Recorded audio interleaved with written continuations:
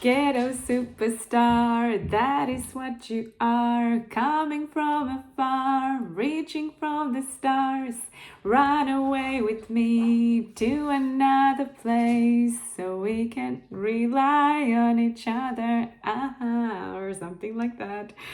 Do you remember that song? Can you imagine that was like almost 30 years ago? That was recorded 98.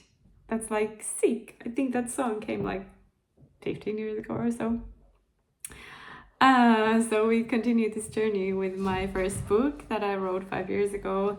And yeah, I'm soon gonna share you a little bit about your gifts and about clear knowing, clear seeing, clear hearing, but just a little story before that. So, back to Nirvana. Why did I love that song so much? It felt like it was written for me. The lyrics gave me so much hope for a better future. It made me reach for the stars. I'm sorry, the dog is here just under the table. It made me reach for the stars, and here I am writing my first book as the owner of my own company, and at that time I also owned my own yoga studio in Finland. I wrote my own rules, and later I will tell you how you can write yours too. I mean, later in the book, we will get to that. The song Ghetto Superstar also brings all the good teenage memories back to me. I lived in the hood, meaning that kind of neighborhood which was not that good. And I was at school in like a good neighborhood. So that means that almost all of my friends were like really rich and we were not, just to clarify that. So we lived in the hood. In a tiny flat that was decorated in an ugly way, but we sure did have the best house parties ever. My mom was often away in the countryside with her boyfriend, so me and my friends, and actually my big brother, who was supposed to watch like over me, he's 5 years older. I actually have 2, but the other one had already moved away. But you know, my big brother was with us in these parties. We had so much fun. We danced and partied, laughed and cried, kissed and fought, talked about life and death, and sometimes just watched MTV and were lazy. I sure felt like a ghetto superstar when I hosted parties for my rich friends in my poor hood. I mean, our flat was like so tiny, like there was 2 rooms, which like the other one I lived in and the other room my brother lived in. And then our mother slept in the living room area, and then the living room was like tiny, and then there was a kitchen and 1 bathroom, but there was like the best parties ever at our home. Hosting parties, hosting parties from the age of 15 wasn't always easy, as things got broken, the police got called, there were fights, and so on. So I had a really, really wild youth.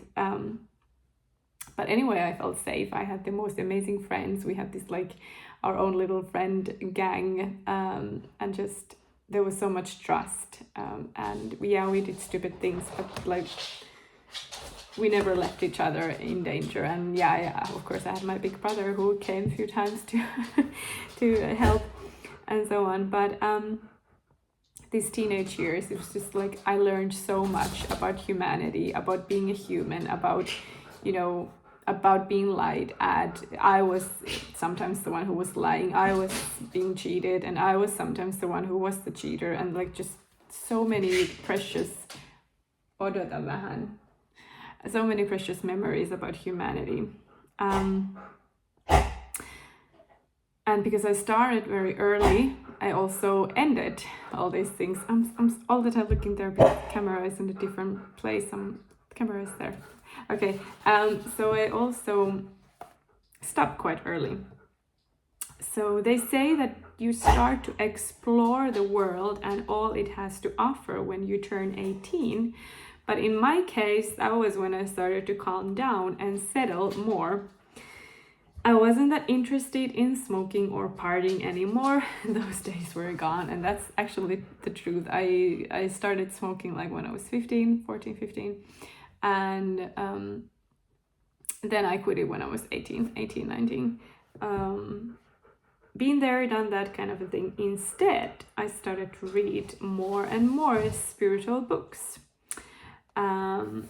So the thing about this is like, I have been actually hearing this often, that many light workers or many old souls have had quite, rebellious youth, and not maybe always rebellious, but like a wild youth. And I'm speaking now about we tend to do crazy things, wild stuff. I don't know why is that, but that's just like some weird pattern I have noticed in many so-called light workers. And like I said, I had a wild youth, but then I anyway had this weird thing, like at the night table. I was hosting wild parties, but then at the night table, that was like already age 16, I was reading Diana Cooper's books. So like spirituality has always been very near to my heart. And then I actually forgot about this one story. But now when I read the book, it all came to me. So I had a friend who, I think we were like 16 or something, 17 back then. She asked me, like, I was speaking something about angels and reincarnations. And, I said, like, I don't believe in death, that we are souls, and that kind of simple thing, what you talk about when you're a teenager. So she asked me, like, Kirsi, do you really believe in that stuff? And I'm like, no, I don't believe. I know. And then she was silent. And I was also like, oh, wow, those words actually came from my mouth. But that's true. So I've always had this weird relationship with spirituality, and I still have it. Like, I am not any, and God bless if you are, it doesn't mean anything. It's just I'm speaking on my behalf. So I'm not any vegan. I eat meat, I drink alcohol. I had a wild youth, and at the same time I was reading Diana Cooper's and also what's it called, not Eckhart Tolle, but I think I was around 20 when I read Eckhart Tolle. Conversations with God. What's now the author called? Oh my god, a blackout. But Conversations with God and all that kind of books I was reading then more and more when I was 18. And anyway, I did not get lost into that spiritual world. Like, I continued to, I had my phases where I didn't eat red meat and some kind of phase here and there, but Bentley, he wants to go out. I will soon let him. Just one thing I want to say. Bentley,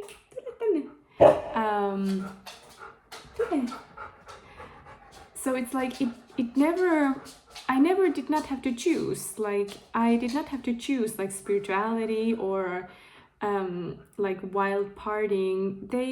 I could always have the both same worlds, and it's still the same for me. I am still speaking with angels. I'm still speaking with ascended masters. I'm still very highly spiritual, like we all are, of course.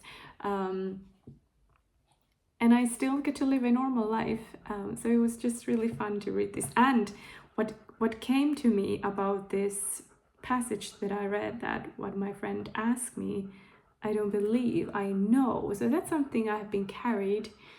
I have to pet my dog here all the time, so that's why my hand is doing like this, so he stays quiet. So I have just always have this deep inner knowing about things. And that's like, then when I get to a little older age, I got to know that it's called like clear knowing, that you just know things, that's just information that drops on you, and that's my gift. So my question for you, and the intention of this video and why I wanted to share my story. So first of all, how was your teenage years? How did you live your life when you were a teenager? What kind of things were near to your heart? What kind of books did you read? And how did you connect with the source, with God, with whatever? Like, how did you feel like you were receiving maybe some information or downloads, because if you're watching this and if you have been we are soon 10 minutes, if you have been listening the whole time, it really means that you are an old soul, and it really means that you have some gifts. So start to believing them.